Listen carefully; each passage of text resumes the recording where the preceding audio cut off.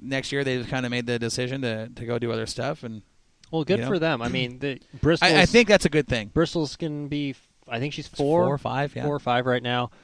Cute little girl. Great personality, too. But I love John's Victory Lane interviews. I mean, he's always got a great interview. The championship interview this last weekend was a great one. Well, it depends. If you're doing the interview and you get completely soaked in champagne. Yeah. I needed windshield wipers on my glasses, but yeah. And then the other one that got me was Clare Cup. Rick's race. Oh yeah. He won that. He won the Clare Cup and he won the final race of the year. And every time, it's like when you see a guy that happy to win. I mean, Weinbarger won the last race of the year. Oh yeah, right. He did win the last race, but Campos got the championship. But I mean, it was just the raw emotion. I mean, that's what it is with him. John isn't one to get choked up that often, but when he does, when he wins, when he wins a big race like that, I mean, the tribute to Claire and the tribute to Rick, I mean. Well, and that's, again, those people meant something to him, and for him, I think to win a race in someone's honor like that, I think anybody is going to get personal. Right, it's going to get choked up. So yeah, but it's pretty cool to see that, the real emotions in that. Mm-hmm. So let's wrap up the modifieds and go to our first commercial break. We're already an hour and a half into the show. Oh crap! Really? We are. Jeez. Gotta love that.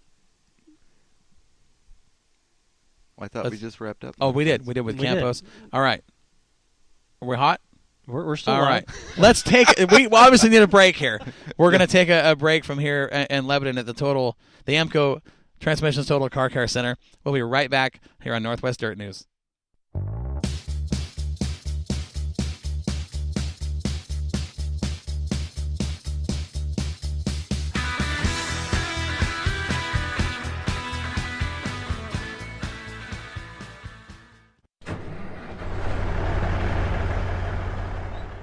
Do you wake up in the morning in a slump? Looking for a new career or change of pace? Well, let Northwest Trucking Academy be your source. Dave Stahl and his team of highly experienced instructors will give you the skills you need. Whether you have no idea what the brake pedal is or you just need a refresher course, Northwest Trucking Academy will give you a customized training program to meet your needs. In as little as 4 weeks, you can be on your way across the country with your new career. Located on Highway 99 in Tangent, Oregon, Northwest Trucking Academy will get you ready for a new, fast-paced, and highly rewarding career. Give them a call at 541-248-3461 or look them up online at nwtruckingacademy.com.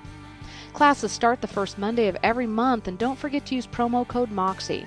That's MOXIE, and receive $100 off your tuition.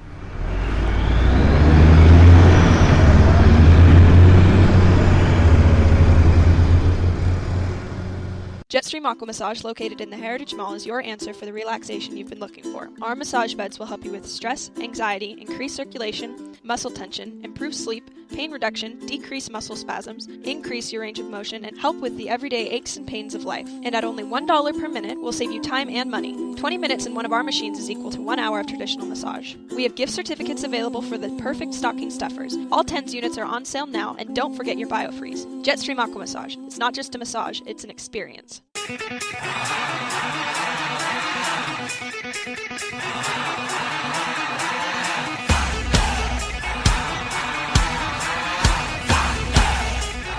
Now, back to the Jetstream Aqua Massage Studio for more Northwest Dirt News live on Spreaker Radio.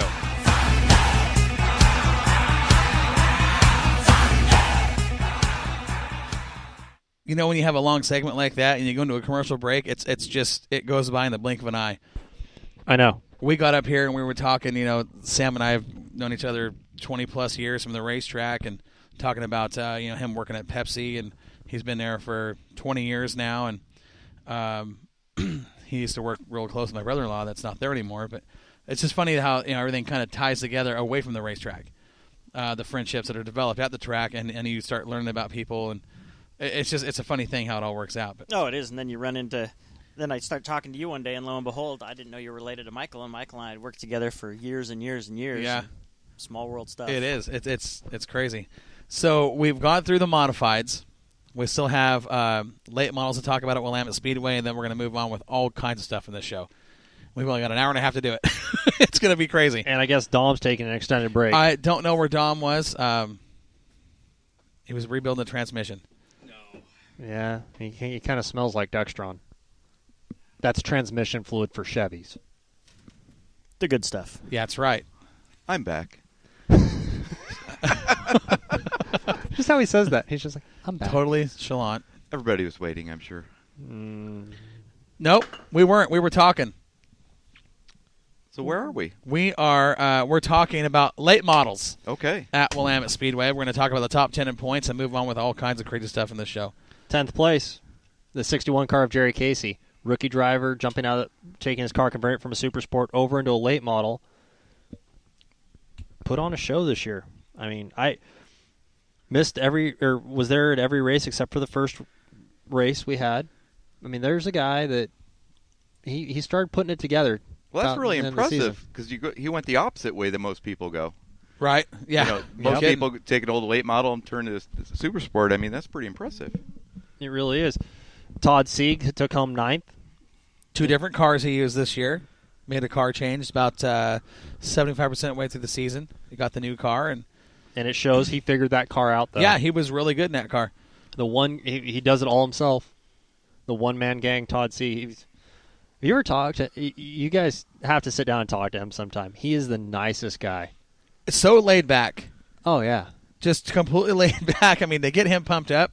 I think you'd have to hit him with the paddles they use to, bring people out of, clear.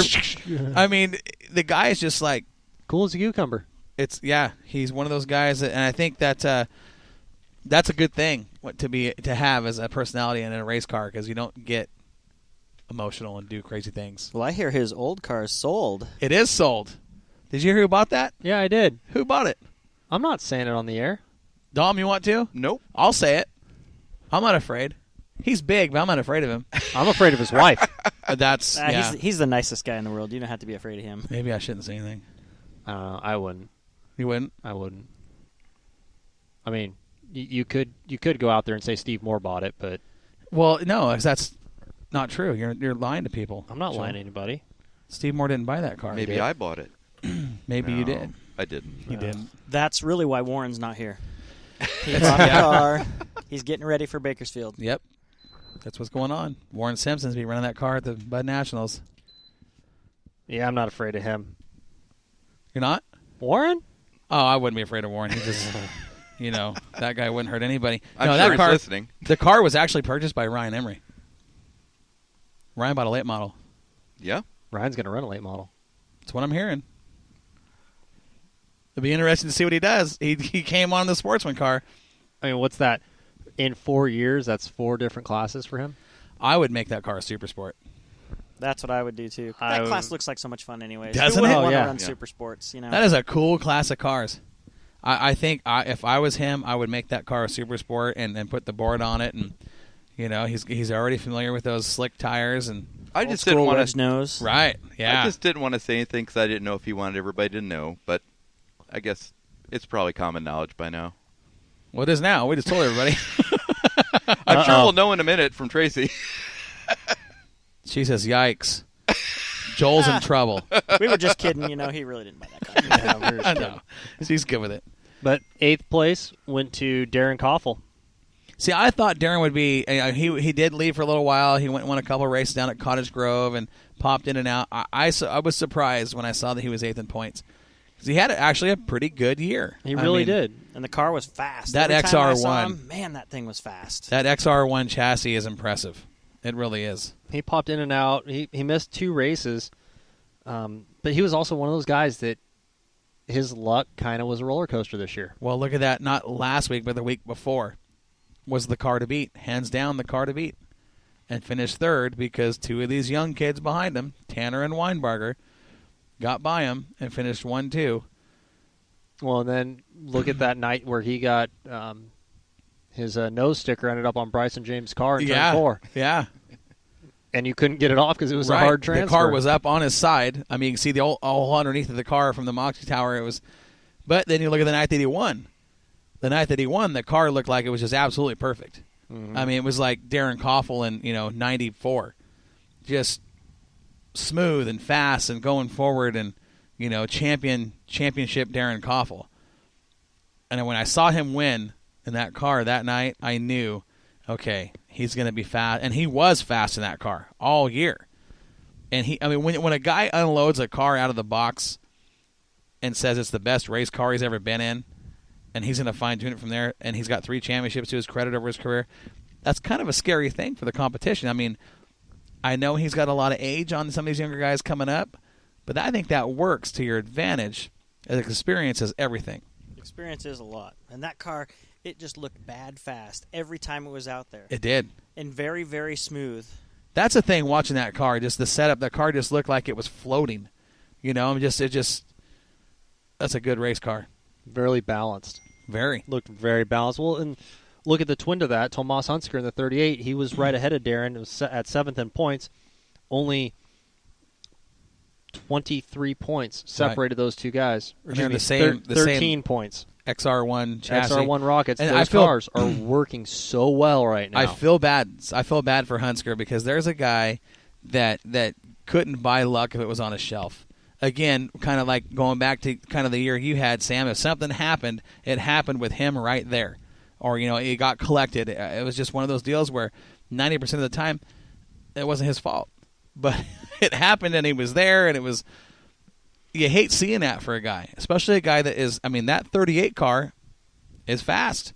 It works good. He got in the dash a few times, just couldn't get any kind of luck at all. Bad luck. Yeah.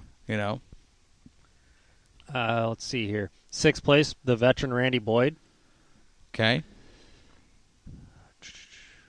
Dan Dybel finished 5th this year. We've already talked about how much he's improved as a driver. Steve Moore in 4th. No surprise.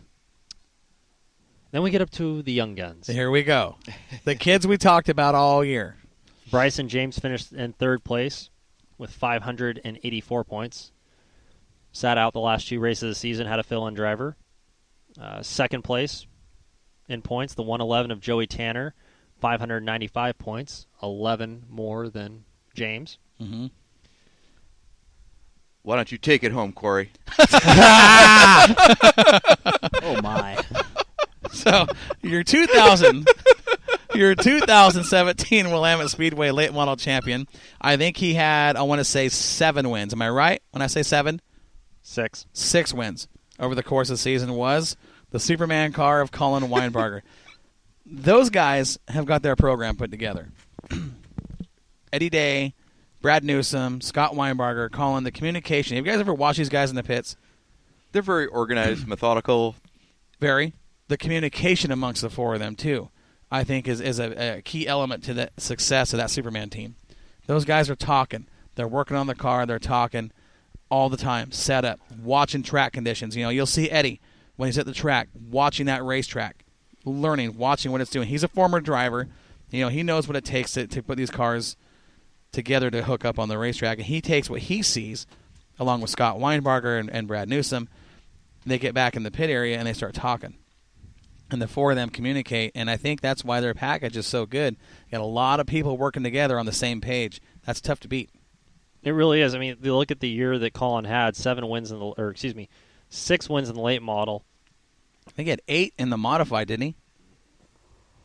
I think so. He had a lot of wins. He had in the a modified. lot of wins. Yeah. But you start looking at all of this combined, the year he's had is one that he's not going to forget. No way. Absolutely not. Those guys worked their tails off this year. And when you work that hard, you're going to see those results. I don't know what they're doing different, but they're doing something. Those guys are... They're definitely on top of their game and in racing, They period. race so much, too. When you race as much as those guys, I think last year they ran 76 races, I think it was. I want to say 76, and someone will probably correct me here on this Rear Trucking chat line, but I want to say it's 74, 76 races, something like that. It was just a huge amount of races. I think when you have that working for you, there's a lot of knowledge that can be learned, and when you can roll that over year after year, it's going to make it tough for these guys. Yeah, impressive driver without a doubt. Oh, the kid's got a ton of talent. Yeah, there's no doubt about it. I think is. He's got a lot to look forward to in next season. I mean, I didn't get a chance to talk to those guys about what they're going to do next season. If they're